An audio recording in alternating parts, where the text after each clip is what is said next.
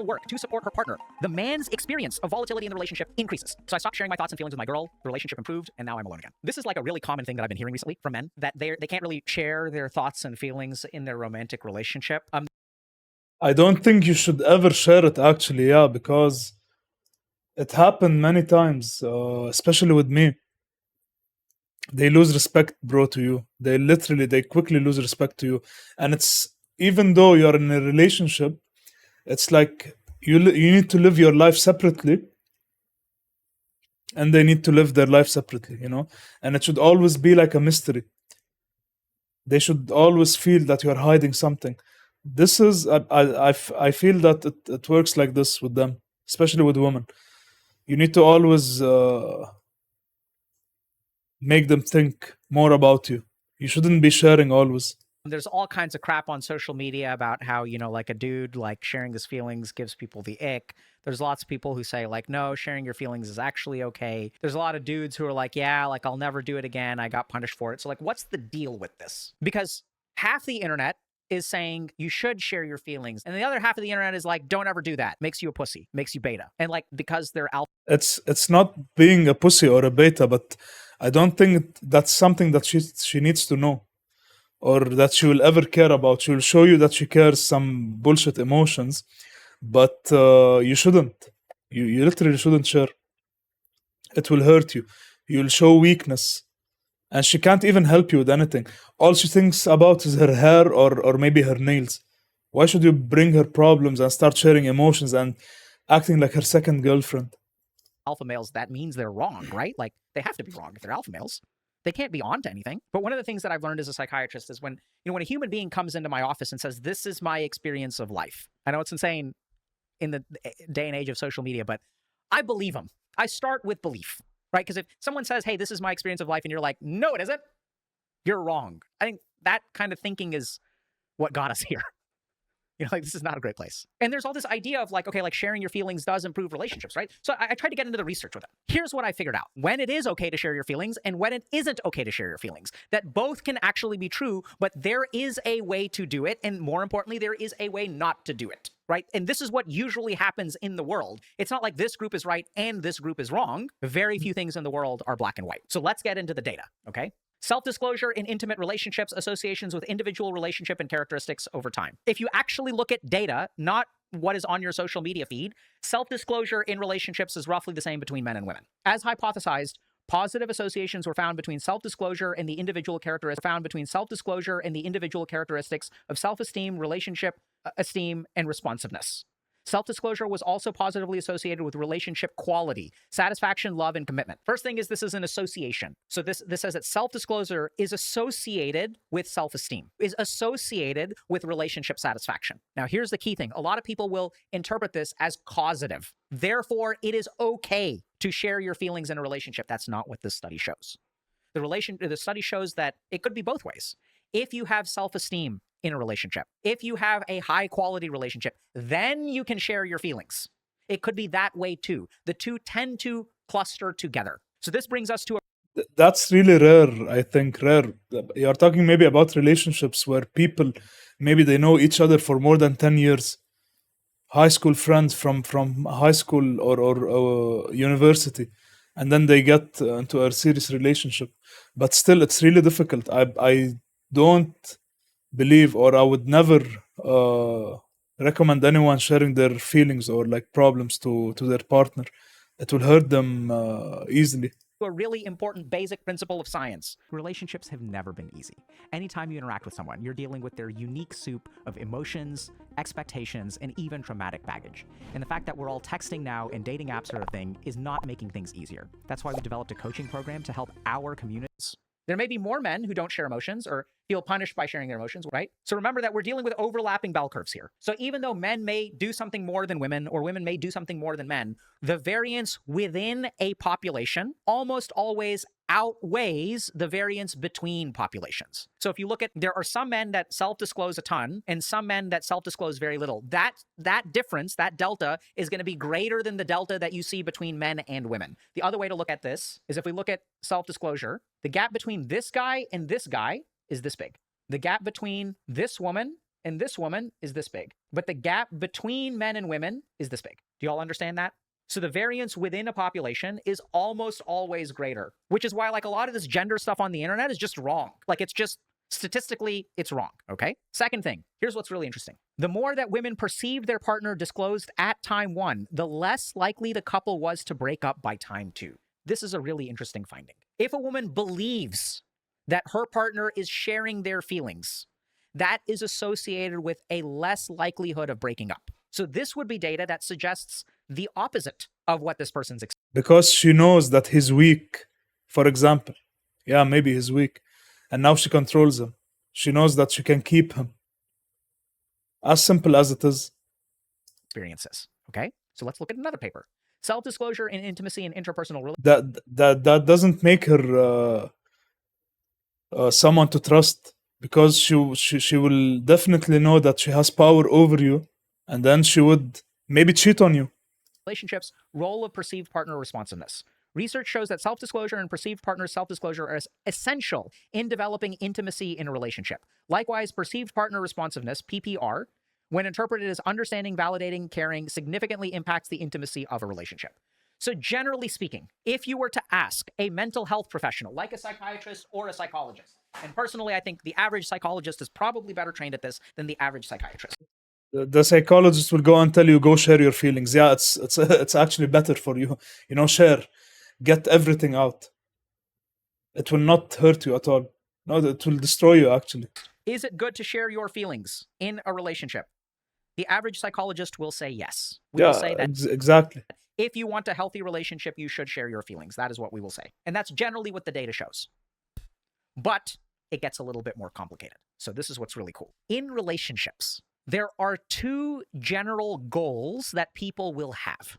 They'll have one or the other, usually. Some people have a goal to get closer. So I want us to be here and here. I want to be more intimate with you. I want to know you better. I want to know every part of you. I want to know your body inside and out. I know everything, all of your fears, all of your dreams. Tell it all to me. Let me know who you are. And let me share what I am all with of you. this bullshit. Let us intertwine our souls and our bodies and really be one together. And we are one soul split between 2 bodies. Oh my God. Oh my God. That's what I want from you. Right?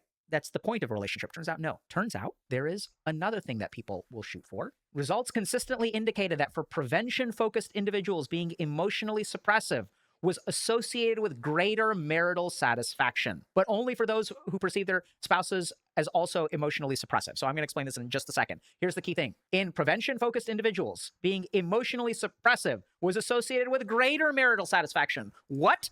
Turns out, bro may have been right. So let's understand. So there is another thing, which is that in relationships, sometimes people drift apart. And in some relationships, the goal for people is not to get closer.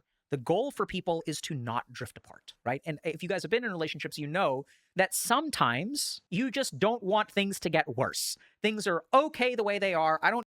Yeah, exactly. Now, it's not always that you need to be close. This is the thing. You shouldn't, you shouldn't live this over here. But at the same time, you always worry, for example. But if you know that you have, for example, as a man, if you know that you have maybe other women on the side, for example, you wouldn't even care, actually. You'd say, yeah, maybe she's the closest to out of all of them, but still, I don't want to lose her, for example, even though you have maybe multiple women also, or maybe other girls you're talking with. But the point is that you shouldn't always think about being closer. Don't need a whole lot of intimacy. I'm just trying not to screw it up. Things are fine. I like the status quo. I don't want to move. I don't want to have kids. I don't want to explore the world. Like, things are fine. Can we just like live our life the way it is right now? Do you really need to move to New York to follow your dreams? Can we just like have life as it is right now? I just don't want to screw it up. I'm happy with the way things are. I don't need to get closer. I just don't want things to get worse. So this is where, if we look at research, there is promotion-focused individuals, okay? And there are prevention-focused individuals. Wait, which one? Okay? These are 2 different goals. So when we're dealing with promotion-focused individuals, they're moving in this direction. Other people are trying to not fall apart. So it turns out that emotional suppression is helpful in these situations, improves marital satisfaction. So it's not one or the other, right? So should you disclose in a relationship? This gives us our first answer. Well, it depends. Are you trying to not rock the boat, or are you trying to get closer? More importantly, remember that there's an element of partner responsiveness here, or partner perception, but only for those. Even if getting closer had a solution, for example, and it will assure you that yes, the relationship will continue, I believe it's completely wrong. You shouldn't get closer. Both men and women have their own differences, and regardless, it's not about that. It's about you should live your own life, even though you're in a relationship. You should do your own thing. That's when she also respects you,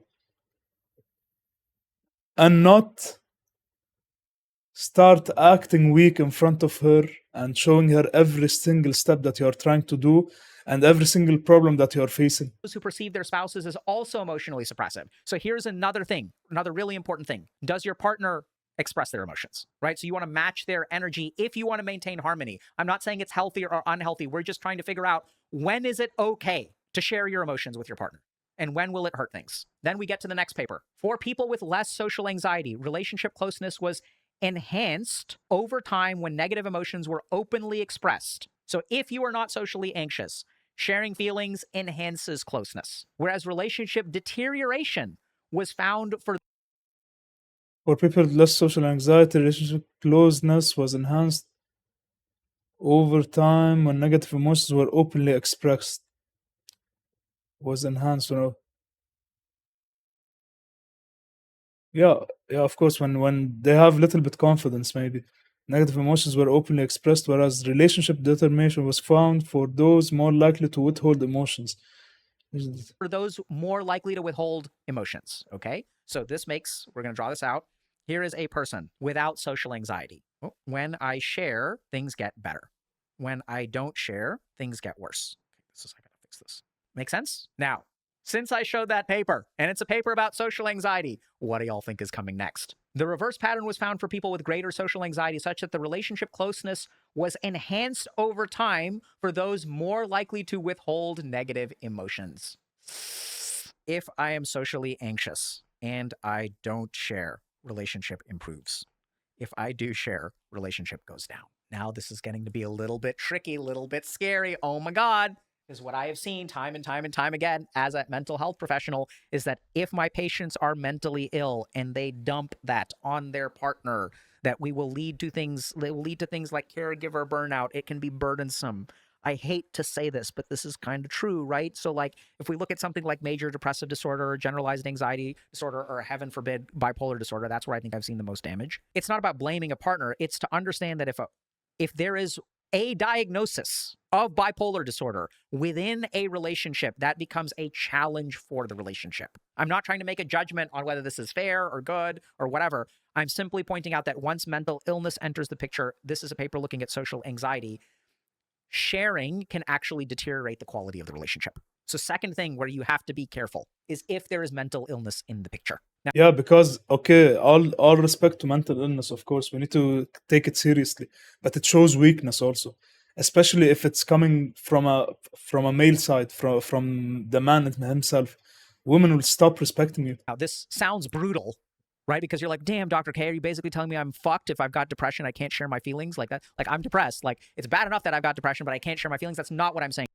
They will tap on your back. They will start going all emotion and cutie talk, but then they will see you as a weak male.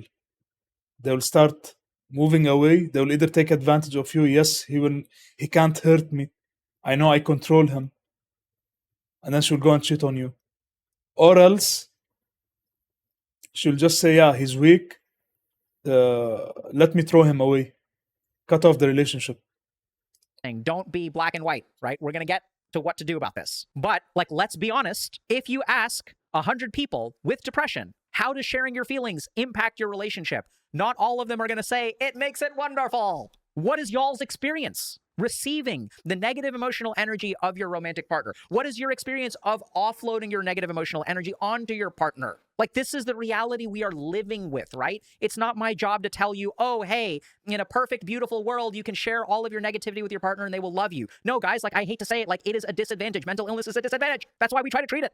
We try to fix it because it fucks people's lives up. right? But it doesn't mean that things are hopeless. Like, please, God, do not interpret that from what I am saying. Let's be clear. When we're going up against the boss of a level, we should understand that the boss is a boss and not a regular mob. This is an uphill battle that we have to fight. We're going to help you fight it. But let's be clear. Yeah. Let's not pretend that the problem doesn't exist. That doesn't help us. Now, we get to an even scarier part. So I'm going to ask y'all a question. This is going to be the hardest part. Y'all thought that was bad. When you see a tweet like this, Stop sharing my thoughts and feelings with my girl. The relationship improved. Alone again. Huh?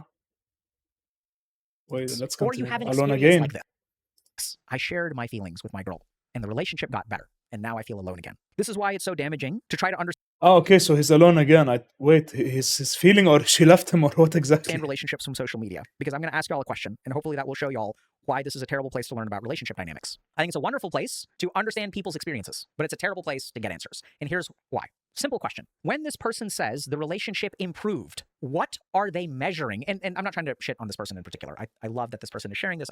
Yeah, now exactly. There are so many details. He's literally reading a 2-3 sentence tweet. There are so many details into this, but it's always better. And I say this 100 times. It's always better not to share feelings, of course, unless maybe confidence, is high according to studies and science. But still, it's 99% wrong always to share. You need to speak, of course, to your partner. You shouldn't stay silent around them. But still, sharing negativity will only destroy your relationship. It will throw your woman away. She will see you as a weak prey. Not prey. I think it's really good that we're talking about it. We wouldn't be talking about it unless they shared their experience. But here's where half the answer is. When they say the relationship improved, how are they measuring it? Like, what is the indicator? What is your pre-test, post-test for improvement in the relationship? What is the time scale that we're talking about? Are we talking about a week? Are we talking about a month? How are you measuring? How are you measuring improvement? Yeah, exactly. We can't find results from a tweet only. But the point is that even when it's improved, it's how it should work. She shouldn't know about your problems. As simple as it is. Is it your perception of it? How can she help you? This is when people like Andrew Tate, for example, win always with conversations because they're being real with this. You shouldn't share. You shouldn't act weak in front of her. Improvement? Is it a certain behavior? Is it a perception of your partner? Are they even asking their partner? Did they ask their partner, when I was sharing my feelings, how do you feel about that? Well, now that I've stopped sharing my feelings, how do you feel about that? How are they measuring? And this is why, I hate to say this, the internet is not science. And this is the reason. This is the reason. You can have an experience, but this is not science. And here's the scary thing, because I found a paper that really highlights this. Gender, emotion, work, and relationship quality, a daily diary study. Fuck yeah. This is a study that looks at relationship quality and the emotional work that people put in, okay? First, 3 patterns emerged. First, emotion work predicted relationship quality in this diverse set of couples. Second, gender differences were minimal for fixed effects. Now, third, this is what we're going to focus on. Gender differences were more robust for volatility. For partner effects, having a partner who reported higher average emotional work predicted lower volatility in love, satisfaction, closeness for women versus greater volatility in love and commitment for men.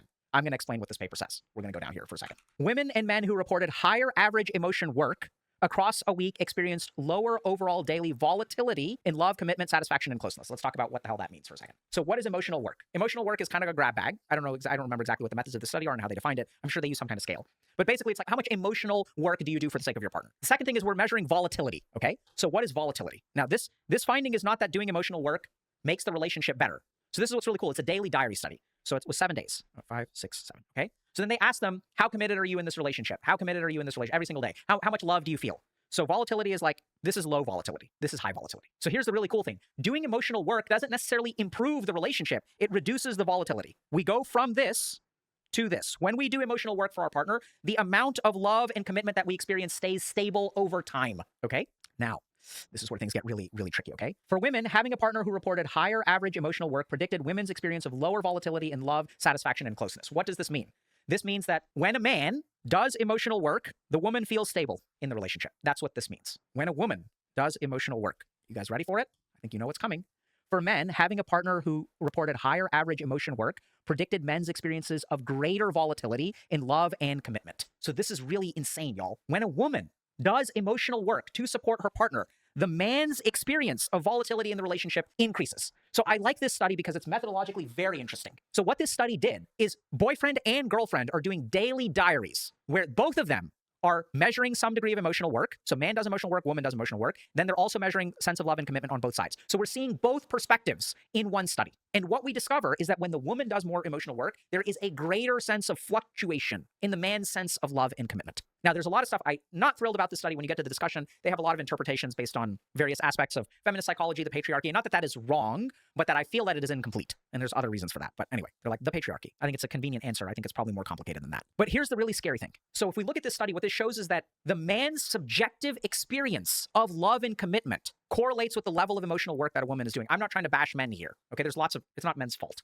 But what I'm scared of and what terrifies me is this sentence right here. The relationship improved. In what way? How are you measuring it? And here's the really scary thing is your quality of perception. What I'm really scared by this particular study, the perception of your relationship is disconnected for men in this study. There were 74 couples, I think, is disconnected from the emotional work that women do. So the more she is doing, the more volatile you feel. So that's not what I would expect, right? What I would expect is something that is more akin to what we see in women, which is like the more effort that a partner is putting in, the more stable the relationship feels. So I think this is a situation where at the end of the day, like, why am I getting into this? I'm getting into this because I believe that we should understand. I do not want people reading this tweet and thinking to themselves, if you're a dude out there, I cannot share my problems with my girlfriend. But on the flip side, I also want people to understand if they read this tweet and they're like, oh my God, all men are so emotionally babies and it's all men's fault. We also need to understand that there are very real situations where sharing your emotions is not a good idea. That if men are having this experience, there's a reason for it.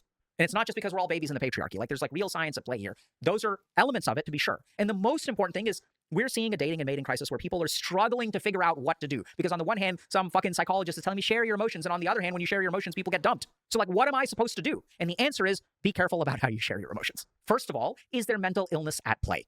If there is mental illness at play, recognize that your partner's responsibility is not to be your therapist. Yeah, this is what I said exactly. So, of course, you need to speak to your partner, but it doesn't have to be always negativity, for example. Not only negativity, but you shouldn't share in front of her like a kid. You shouldn't talk to her like a kid and share your emotions in front of her like someone who doesn't have solutions. She's, at the end of the day, she's expecting you to have a solution. She's expecting that you know everything and you are just craving your way to success. This is how they think. That's how I've experienced it, and how they always show that they respect a man. So you can share some of your emotion, but they should not be your primary emotional outlet. That's number one. They should do the emotional work of a partner, not the emotional work of a therapist. Number one. Number two, what is my partner's level of emotional discussion, right? So if my partner is sharing emotions, they're more likely to receive my shared emotion. Issue number three, is this relationship about maintaining harmony or getting closer? Does my partner demonstrate to me that they want to get closer? If they want to get closer, then it's okay to share. But if they're kind of in a, I don't know if you guys have had these relationships, but like these equilibrium relationships. Have you guys seen these relationships? Maybe you're in one where like we're just kind of in equilibrium. The relationship isn't really going anywhere. It's like we're coexisting. Maybe there's love, but it's not necessarily moving in a direction. It's like maybe we'll get married one day, maybe we'll have kids one day. And it doesn't mean that an equilibrium relationship always remains in equilibrium, right? So I can talk about my relationship for a moment. I got married 7 years after I started dating this girl. And for those 7 years, we were sort of in an equilibrium relationship. And the reason we were in an equilibrium relationship is because we were settling our lives. So our relationship stayed the same while our lives were changing. And once our lives settled, then the relationship moved forward. Or we had to decide whether we wanted it to move forward or not, right? So once like stuff got settled. So that's normal. It's not, equilibrium relationships are not bad. But it's important to think about like, what's the goal here? Are we trying to get closer? Or are we like pretty content with where we are? And the third thing to keep in mind is that if you have a perception, your partner may have a different perception. I'm not saying one is right and one is wrong. It's not what this is, right? This is like, if you have this perception, how are you measuring it? What is your partner's experience of when you were sharing emotions and when you weren't sharing? It's always the unknown. Emotions. That is a critical piece of information, right? Because what I don't want is this. This is what I'm trying to prevent. Like, this is why I started streaming, to prevent. I believe this tweet went viral for the wrong meaning. Alone again. Most of maybe the people who liked it or made it go viral thought that, yeah, okay, so it improved, meaning that it became better by her leaving, maybe. I'm not sure what exactly he means over here with these two words. This. So yeah, just to recap everything, I believe that you shouldn't share. You shouldn't overshare, actually. It's not about you shouldn't share. You should not overshare, and you should not go to your partner, especially when you are a man. There is difference between men and women, of course. you shouldn't go and show her weakness. Yes, share small details, but don't overcomplicate things to a point where she would think that, yeah, I need to help now this guy. He's useless and he doesn't benefit me in any way. And when even I'm lost, he's coming to me with his own problems and getting lost with me also. Yeah, so you show her weakness, leadership quality 0, and then they would, of course, dump you at the end. They would go to the other alpha. I don't believe in such a thing, of course, as an alpha, but the point is that she would go to someone stronger, maybe. Yes, you have problems. You need to fix them by yourself. She needs to know that you can fix your own problems. Of course, no human being is without problems, and they recognize that, they know that, but they still expect you to find solutions on your own. And this is the main factor, I think. Now, of course, he spoke in details. He spoke about studies also, but the main point is that you need to always be prepared as a man. You shouldn't show weakness, especially in this day and age when most men are literally super weak. They would lose respect. They would lose respect quickly, and they would move on. They will know 100% that they can find someone better than you, or at least they will take advantage of you. Whatever you still have left, maybe money, not only money, but their comfort zone, maybe they will take advantage of it and then move to the next person. And maybe I've experienced this. So many relationships, but one of them really stuck because it was in the end stages where, yeah, we are getting married and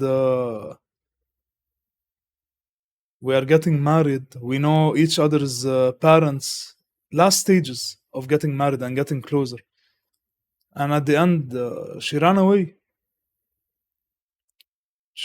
What should I call her, a coward? Maybe because she saw too much, she knew too much,